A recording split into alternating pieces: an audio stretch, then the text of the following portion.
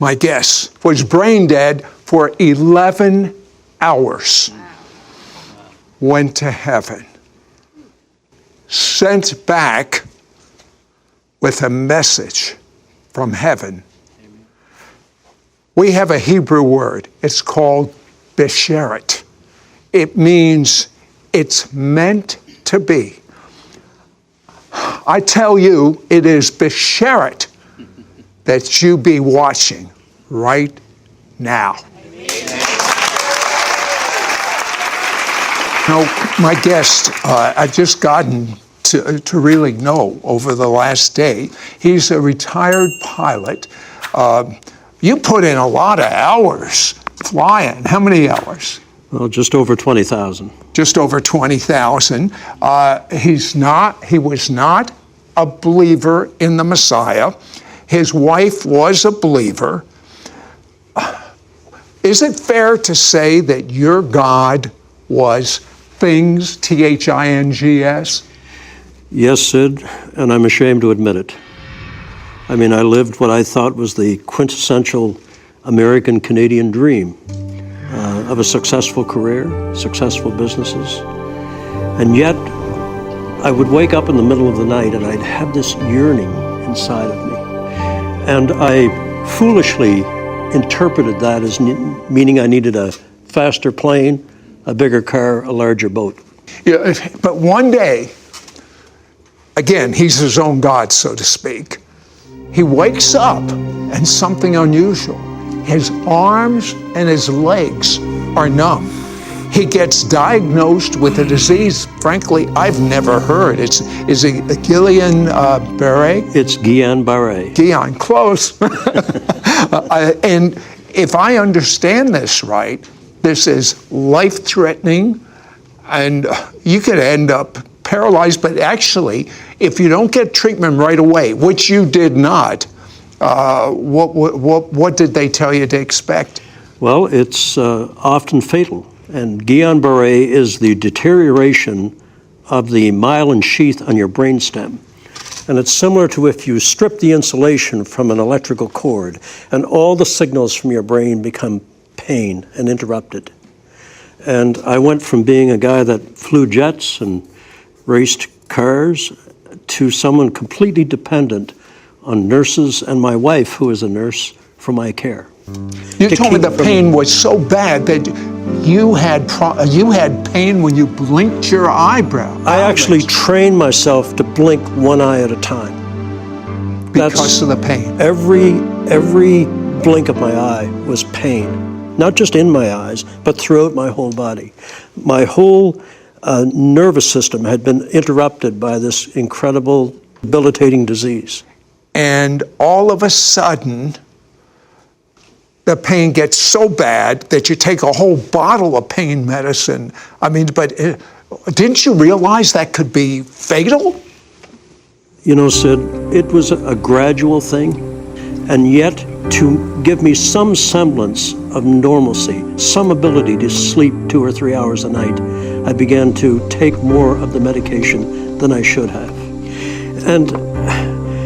And I was trying to get up the energy to get out of the truck and inspect the field that I was trying to sell. And I saw a vial of prescription medication. I should have known. All I was consumed with was stopping the pain. As I took the last of the medication that evening, and I'm facing the setting sun. For some reason, I didn't plan it that way.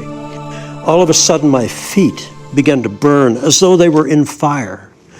My hands and fingertips started to burn, and as that burning sensation made its way up my body and in my arms toward my chest, I knew that I had done something truly catastrophic.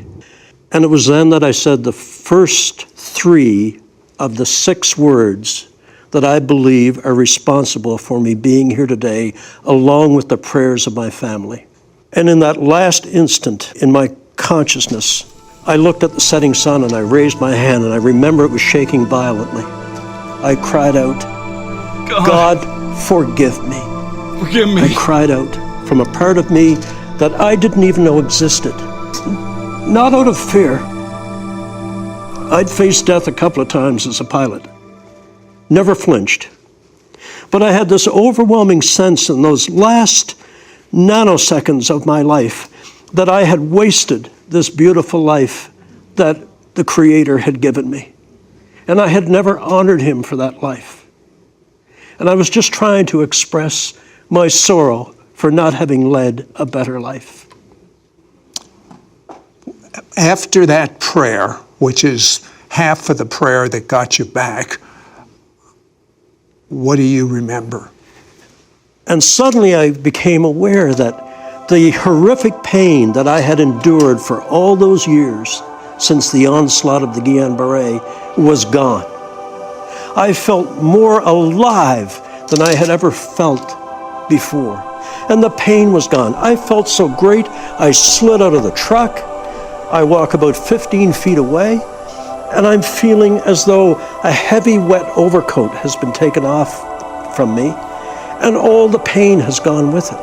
And then I look back at the truck, and there's someone in my truck, and I'm absolutely enraged. Who would dare get in my truck? And not only that, he's sleeping on the steering wheel. The moment when I realized that the guy in the truck was me was truly earth-shattering. The next thing that happened, you're flying, but there's no airplane. Finally, I'm saving on fuel. But I began to rise. I can look through the rear window of the truck and see my body slope over the wheel.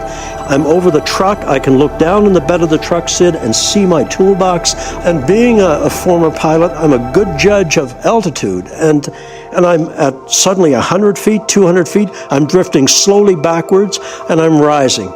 I'm rising, and I am terrified. I can look out over the countryside. I'll tell you what, hold that thought.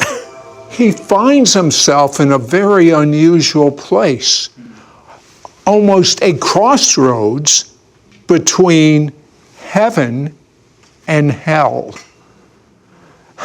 When we come back, we'll find out what he did about it.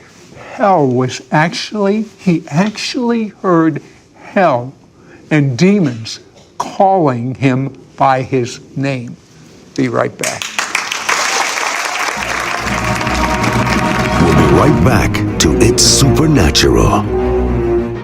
Hello, YouTube. Mishpocha. Mishpocha is a Hebrew word. It means family. This is Sid Roth. Welcome to my world, where it's naturally supernatural. If you've been blessed by this show, please subscribe. Then click the bell so you won't miss a single episode of It's Supernatural. We now return to It's Supernatural. Well, people are on the edge of their seat right now. So you start going up, and it sounds, I've heard this story from others before, sort of like a tunnel you're going through. What is this? When I got to about 1,200 feet, I tilted my head back, and this beautiful golden circle appeared in the sky. And then the center filled with gold. It opened, and suddenly it was as though I had put all the thrusters on the jet engines. I went zipping into this tunnel of light, which I'm sure many people have heard of. And I'm traveling at tremendous speed. I'm leaning back at about 45 degrees. I have incredible sensation of speed, but typically you feel the wind in your face. There was no wind, and there was no rushing noise of the sound of travel, and no jet engines. and tremendous speed. I bet, I'm guessing Mach 1 possibly. And within a very quick period of time, I recognize that there's a brilliant light at the end of this tunnel. I come to it. It's covered in mist. I step out because I feel the tunnel closing behind me. I put my foot down. The mist cleared. I look down, and I can't believe it. I am standing on the most incredible green grass you could ever imagine. I now know where the saying comes from. The grass is always greener on the other side. They're talking about heaven. But I've been told the colors It's greener than any green we have here. If we have a spectrum of colors on earth, heaven has 10,000 times 10,000 more. It is a feast for the eyes. Okay, but then you see some darkness. I look up from that beautiful grass that radiated light from underneath my feet, and there's as though a dividing line, a median, has been drawn in front of me. To the right, there's this beautiful mist-colored field. The mist is laying over it. We pilots call it ground effect. There's beautiful flowers showing through it. But then to the left of that line, Sid, it was so different, because that beautiful green grass went from green to brown to scorched to black, and then dropped off in a crevasse. And I stepped forward and looked down into this cold blackness. And then I saw something like a dim light at the bottom, like a light of fire, red fire. And suddenly I heard the strangest sound, like two massive iron doors opening and screeching on hinges that had not been used in a long time. And suddenly emerging from those doors was the most hideous creature you could ever imagine. Hollywood could never duplicate what I saw. So I'm looking, I see this thing coming out, and suddenly I'm assailed by this horrific smell that comes out of that pit, an odor of death and decay and of things long dead, things that should never see the light of day. And it gazed up at me, and when its fiery eyes looked at me, it started to make its way up the wall of that pit. But its body, Sid, was formed of like a rolling mass of dark cloud with a face on it. And I heard the most horrific things. Something screaming within the body of this creature. And then what absolutely horrified me was I heard my name being called. This creature knew me. It knew me. And it was coming for me. And I was terrified. I mean, I'd love to tell you I stood there and wanted to do battle. I was terrified. And it reared up out of that pit over me. And the most hideous face imaginable, massive in its size, snarled at me. And there was this feeling of an anticipation of glee, that it couldn't wait to get its claws on me. And I was so horrified, I turned from the darkness toward the light. We are creatures of the light. And I automatically turned toward the light. And when I did, I sensed this creature, its breath on the back of my neck, the stench of its breath, and I felt a sharp claw move down my back. And it was at that point, remember I said, there are 6 words and the prayers of my family that make it possible for me to be here today. And the first 3 words I cried out in the truck, God forgive me. In my absolute terror, and I had no reason to expect any help from God, I turned myself toward that mist with that creature breathing up my back, and I lifted both hands and I cried out, God, help me, help me. And Sid, instantly, 3 stars appeared in that mist, like distant points of light, but coming rapidly toward me. And I focused on them to keep my mind off what was snarling behind me, because I could hear the saliva from its jaws dropping on the ground behind me. And I concentrated on those lights. They came so rapidly, Sid, incredible speed. My pilot instincts took over. I was afraid they were going to make too fast a landing, but they did a beautiful job. They took form. They were angels. As they approached me, this beautiful light flooded over me, went beyond me and struck that creature. And when the light of the angel struck the creature, it scrambled back down in that hole like a rat running for cover. God had heard the cry of someone that had never turned to him in his life. When we come back, I want Jim to share about what Jesus, as well as the angels, have. Transferable, sticky love. I've never heard about sticky love. Have you? You know, there is so much that this man experienced. But when I was reading about your experience, I was reading the chapter on sticky love. Tell me about that. The sticky love of God. Yeah. The angels came forward, and and they spoke to me through thought transference. And as they put their wing around me and held me close, I felt so safe and protected. And I reached out to touch the angel's arm. And Sid, when I did, I felt I had been impolite in doing that. And so I pulled my hand back. And when I did, the light of the angel's body clung to my hand till I got it back about 6 to 10 inches and then let go and went into its body. And that's why I tell people every chance I get, the love of God is sticky. It wants to cling to you. And you told me that God was in process of replacing all your selfishness, all your greed, all your lust for love. Explain that. I don't think a human soul, a soul or spirit can go through this experience and not be profoundly changed. And I feel as though I have been truly born again. Not only have I come back from the grave, my soul has come back from despair. My spirit has found God again. And I will be eternally grateful. Tell me about the Hall of Knowledge. Heaven, you have to suspend all that you've been taught about physics and gravity and time and linear space and spatial references. They simply do not exist in heaven. But I was shown the holy city. I mean, these incredible buildings of light, not hewn from stone, Sid, but hewn from blocks of light that exuded this warmth and love. And I saw the halls of knowledge, the halls of music, the halls of learning, the halls of everything that you wanted to learn about the mysteries of God. And then they showed me the nursery. The nursery, Sid. I think it speaks to the compassion of our God that little souls that are aborted, God gathers their spirit back.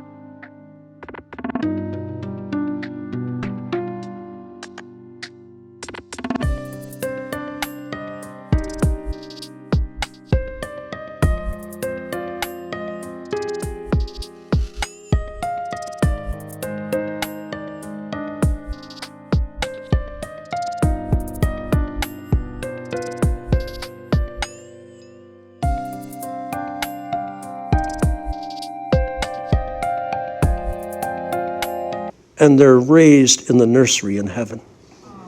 Tell me about the size of your book of life.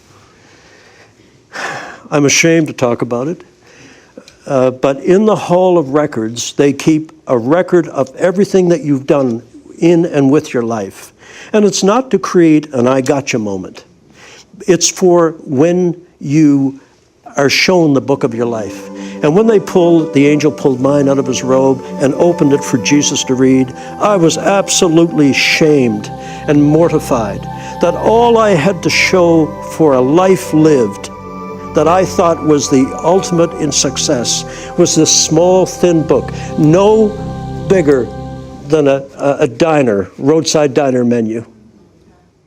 And I was ashamed that's all. I should have, with all the resources and the time that I had, I should have had a book as thick as a Bible filled with all the goods, all the good deeds that I could have done. You know, as Charles Dickens said in his novel, mankind should have been my business. And instead, I was only involved in my self-ego.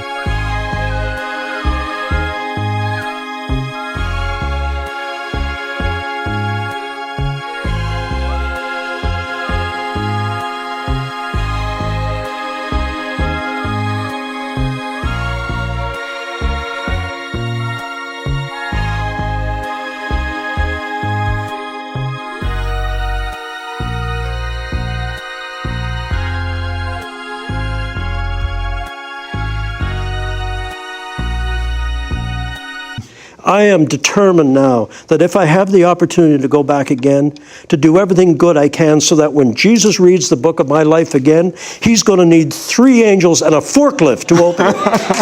Now, you've got to tell me, when you looked in the eyes of Jesus, what did you see? It was the apex of everything that happened to me. Because when his eyes locked on mine, and he smiled at me, Sid, Jesus smiled at me. But when I looked into those eyes of gray and green and blue, I was lost in eternity. Because in those eyes, I saw sadness for the way I had lived my life. I saw sadness for the way we, as mankind, have rejected his Father's message. But I saw incredible love for me. Someone that deserved nothing for me. And I also saw, mixed in with that love in the eyes of Jesus, forgiveness for me. Forgiveness for the life that I had lived. And a chance to do it again. I am eternally grateful. My life, our lives, Lorraine's life,